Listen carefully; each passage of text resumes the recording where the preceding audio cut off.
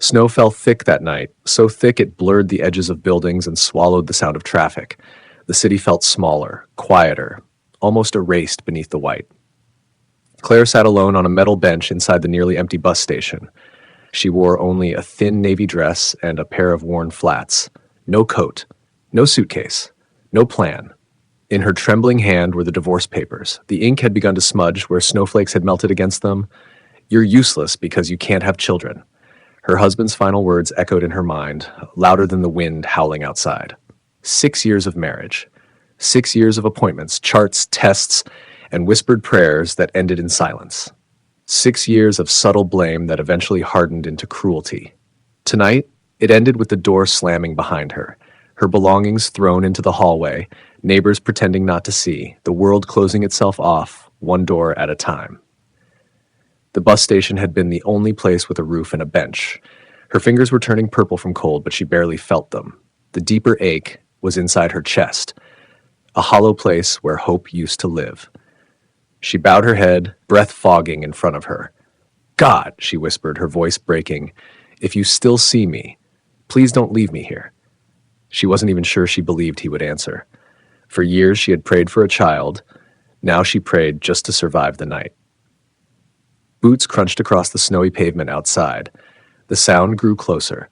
Claire lifted her head slowly. A man stood in front of her, snow dusting his dark hair and shoulders. Behind him were 3 children, bundled in winter coats, their breath forming small clouds in the freezing air. The man's eyes were tired but steady. "Are you waiting for someone?" he asked gently. Claire shook her head. "The buses stopped running." "How long have you been out here?" I don't know." Time had blurred after the shove, after the words, after the door locked behind her. The smallest child, a boy no older than 6, tugged at the man's coat. "Dad," he whispered loudly, "she's really cold."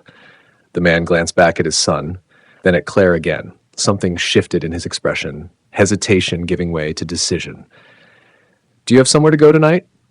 She wanted to lie. Pride is often the last fragile shield a wounded heart holds onto, but she was too tired.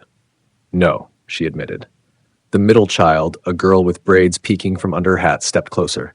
"We can't just leave her here," she said. The oldest, tall and serious, nodded once. "It's too cold." The man crouched to Claire's level. "I'm Jonathan Reed," he said. "These are my kids, Alex, Emily, and Sam." "Claire."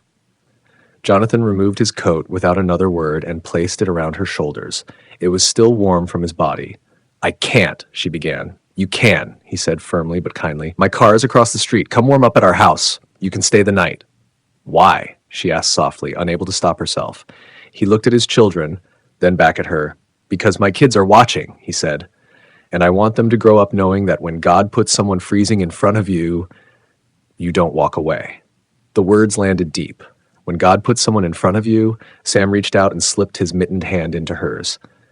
"We have a fireplace," he added. Something cracked open inside her chest. Not breaking, opening. She stood. The divorce papers slid from her lap onto the bench. She didn't pick them up.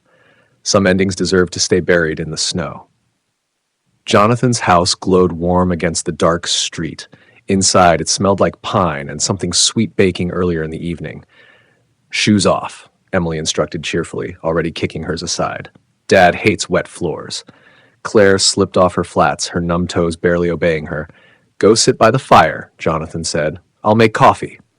The living room was soft with lamplight, and embers glowed in the stone fireplace. Claire lowered herself onto the couch and stretched her hands toward the heat. The warmth returned slowly, painfully, like waking feeling in a limb that had fallen asleep too long. The children gathered around her like curious birds. "Why were you at the bus station?" Sam asked. "Sam," Alex warned quietly. "It's okay," Claire said. "I just didn't have anywhere else to go." Emily's expression softened. "Like us after Mom died," she said. The room stilled. Claire looked at Jonathan as he entered with 2 mugs of coffee. Something in his face flickered, grief tightly folded away. "Kids," he said gently. "Bedtime." "But, bed." They scattered upstairs reluctantly. Jonathan handed Claire a mug. "I'm sorry. Emily doesn't always filter." "It's okay." After a long silence, he asked, "What happened tonight?" Claire stared into the coffee. "My husband divorced me," she said flatly. "He said I'm useless because I can't have children." Jonathan's jaw tightened. "That's not true." "You don't know me."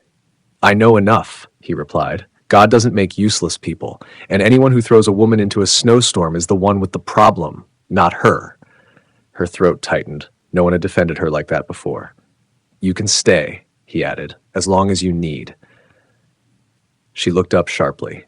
You don't even know me. No, he admitted, but I know what it's like to lose everything in a single moment, and I won't let someone else feel that alone under my roof. That night, wrapped in a thick quilt in the guest room, Claire lay awake, listening to the sounds of the house settling.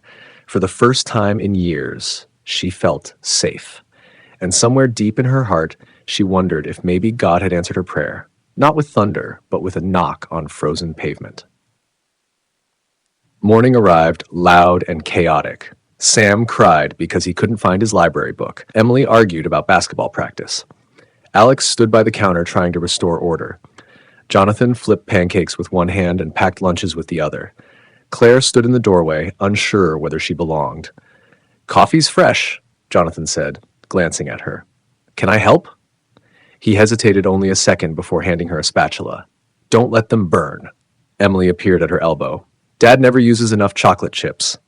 Claire smiled faintly and added a generous handful. Emily grinned. I like you. Something fragile warmed inside Claire's chest.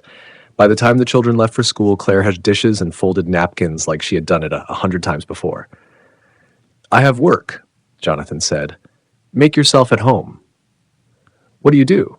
I run a software company. She nodded. What did you do before your marriage? He asked gently. I was studying business. I dropped out when I got married. He said I didn't need to finish. Do you want to? She looked out at the snow melting in sunlight. I don't know what I want anymore.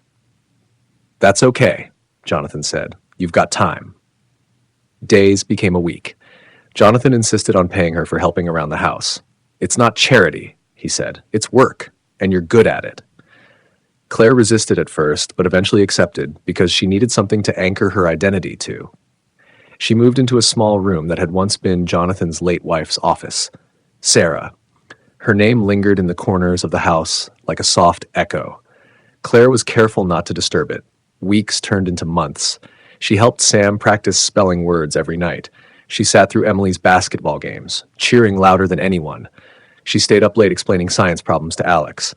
One evening, Emily burst into tears over math homework. I'm stupid, she cried. Claire pulled a chair beside her. You're not stupid. You're learning. Then why don't I get it? Because hard things take time, and you're worth the time. They worked slowly. When Emily finally understood, she threw her arms around Claire. Thank you. Claire froze for a moment. She couldn't remember the last time someone had hugged her like that, like she mattered. Anytime, she whispered. But the old voice still whispered in the dark. You're temporary, you're convenient. You can't give him children. One night, Jonathan found her staring into nothing. Talk to me, he said. I'm scared, she admitted. That one day you'll realize I'm not enough. Jonathan took her hands. When Sarah died, he said quietly, I prayed. I asked God to send someone kind, not a replacement, not perfect, just someone who would love my children. His thumb brushed away her tear. And then he sent you. She shook her head. I can't give you more children. I don't want more children, he said firmly. I want you. My kids need someone who stays. That's what makes a mother, not biology. Faithfulness. The word settled deep in her heart. Faithfulness, not fertility, not perfection. Faithfulness. For the first time in her life, Claire began to believe she might not be broken after all. 2 months later, Jonathan came home early. I've been offered a contract in New York, he said. 6 months. The kitchen felt suddenly smaller. That's wonderful, Claire said carefully. There's a catch. They want me there full time. What about the kids? I don't know. That night, after hours of discussion, Claire said something that surprised even herself. Take us with you. Jonathan stared at her. All of us. We stay together. We adjust together. Why would you do that? Because she loved them. But what she said was, family doesn't scatter when things get hard. New York was loud and restless. The apartment overlooked Central Park. It was beautiful, but Claire felt like an imposter walking through its halls. Jonathan worked long hours. The children struggled to adjust. Emily cried over missing her team. Sam woke up from nightmares. Alex grew quiet. And Claire lay awake some nights wondering if she had disrupted their healing. One evening she found Emily sitting on the fire escape. I miss Mom, Emily whispered. I know, Claire said. Dad looks at you like he used to look at her. Claire swallowed. Love isn't replacement, she said gently. Your heart has room for both. Does yours? Emily asked. Claire thought about Sarah, the woman whose place she would never take. Yes, she said softly, because she made you, and I'm grateful for that. Something shifted after that. The resistance softened. The apartment began to feel like home. One night, Jonathan took Claire's hands. I can't pretend anymore, he said. I love you. Her breath caught. I love you too, she whispered. I want to marry you. I can't give you children, she said, the old fear rising. I don't want more children, he replied. I want you. My kids need someone who stays. She said yes, through tears. They married quietly at City Hall in December. Claire wore blue. Jonathan held her hand as though she might disappear. The children stood close, smiling. Motherhood, she realized, was not proven in a womb. It was proven in a choice. New York changed her. She enrolled in night classes and finished the business degree she once abandoned. Then she discovered a calling she never expected, a nonprofit that helped women rebuild their lives after divorce. The first time a trembling woman sat across from her whispering, "He said I was nothing," Claire felt something sacred rise inside her. You are not what he called you, Claire said gently. You are who God says you are, and he is not finished with you. Every woman reminded her of a snow-covered bench, of purple fingers, of a coat placed around her shoulders. Years passed. Alex left for college, Sam grew tall and steady, Emily became fierce and thoughtful.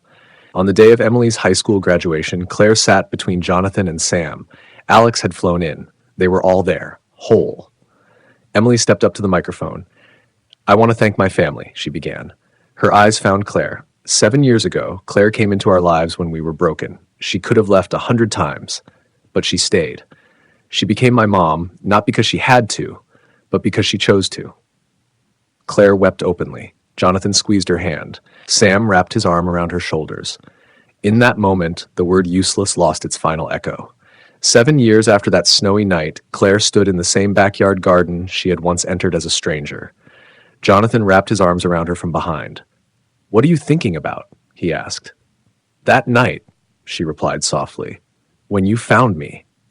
Best night of my life, he said. She turned to face him. Mine too. Because that was the night she learned something eternal. God sometimes allows the snow, but he never abandons his children in it. He sends warmth, he sends family, he sends love that stays, and sometimes he sends 3 children and a man with a coat, and through them he rebuilds a broken heart into a home.